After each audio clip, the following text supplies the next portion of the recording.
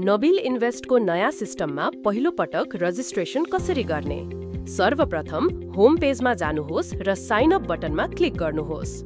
अब तपाईको अगाडि एउटा फारम खुल्नेछ। कृपया यो फारम ध्यानपूर्वक भरिदिनुहोस्। सबैभन्दा पहिले तपाईले आफ्नो एकाउन्ट टाइप छान्नु पर्ने हुन्छ, इन्डिभिजुअल वा कर्पोरेट। यदि डिम्याट होल्डर नाबालक हो भने यसमा टिक गर्नुहोस्। अब तपाईले बीओआईडी को जानकारी दिनुहोस्। त्यहाँ पहिले डीपी छान्नुहोस्। क्लाइन्ट आईडी जुन बीओआईडी को अन्तिम 8 अङ्क हो त्यो टाइप गर्नुहोस्।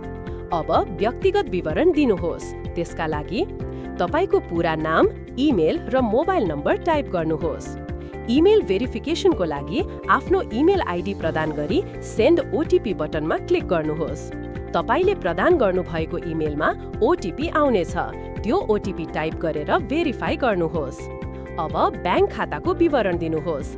ब्याङ्कको नाम, खाताको नाम, खाता नम्बर टाइप गर्नुहोस्।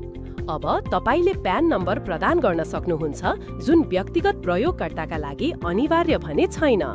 प्यान नम्बर दिएको खण्डमा प्यान कार्डको फोटो वा स्क्यान प्रतिलिपि अपलोड गर्नुपर्ने हुन्छ।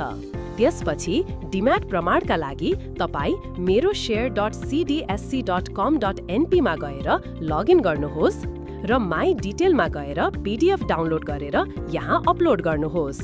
अब तपाईले सिस्टममा लगइन गर्न प्रयोग हुने पिन सेट गर्नुहोस्। सबै विवरण ठिक भएको सुनिश्चित गर्नुहोस् र डिक्लेरेसन चेक बक्समा टिक गर्नुहोस्। अब क्रिएट एकाउन्टमा क्लिक गर्नुहोस् अनि कन्फर्म बटनमा पुनः क्लिक गर्नुहोस्। तपाईको एकाउन्ट सफलतापूर्वक बनिसकेको छ। अब तपाई बीओआईडी र पिनको प्रयोग गरेर सिस्टममा लगइन गर्न सक्नुहुन्छ। थप जानकारीको लागि नबिल इन्भेस्टमा सम्पर्क गर्नुहोस्।